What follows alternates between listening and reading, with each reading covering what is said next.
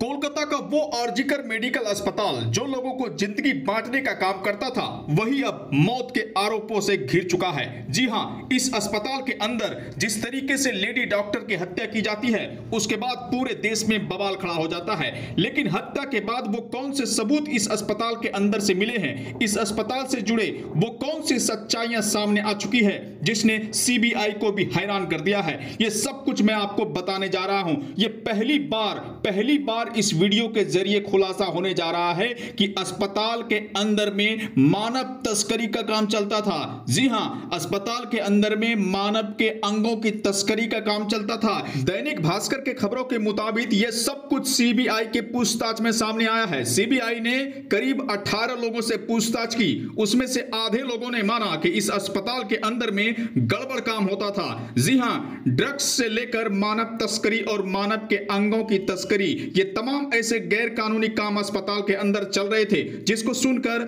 सबके आंखों से आंसू निकल रहे हैं। सब हैरत में पड़ रहा है कि जो अस्पताल लोगों को जिंदगी बांटता था, वही मौत का सबसे बड़ा अड्डा बना हुआ था।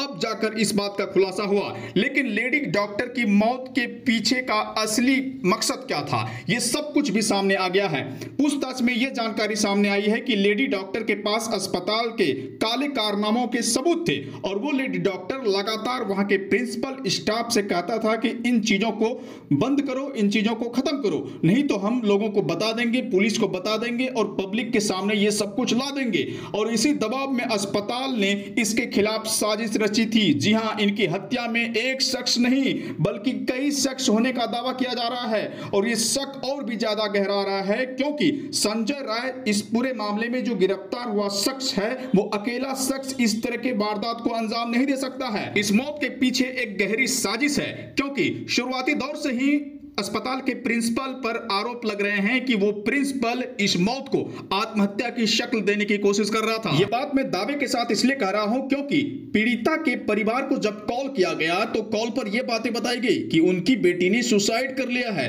यानी कि मौत तो इसमें भी है। अगर मौत से जुड़ी खबर वो गार्जियन को पहले नहीं देना चाहता था तो सुसाइड की बातें उन्होंने क्यों की। यानी कि क्लियर है कि मौत को सुसाइड पूरी तरीके से साबित करने की कोशिश की जा रही थी। और उसके बाद जब उनके परिजन वहां पर पहुंचे तो पीड़िता के चेहरे को, उनके बॉडी को देखने तक नहीं दिया गया और कई घंटों तक वो गुहार लगाते गए। आखिरकार अंत में उनके चेहरे को देखने दिया गया। यानी कि इस पूरे मामले में बहुत बड़ी साजिश है और साजिश का पर्दाफाश करने के लिए हम लगातार कोशिश कर रहे हैं और इस पूरे मामले से जुड़ी सच्चाई आपको लगातार दिखा और बता रहे हैं। दोस्तों, अगर आप भी चाहते हैं कि इस मामले से जुड़ी जानकारी का जो अपडेट है वो सबसे पहले आप तक पहुंचे तो वीडियो को ज्यादा से ज्यादा शेयर कीजिए। अगर आप YouTube पर देख रहे हैं तो चैनल को सब्सक्राइब कीजिए, Facebook पर देख रहे हैं तो चैनल को लाइक कीजिए। नमस्कार।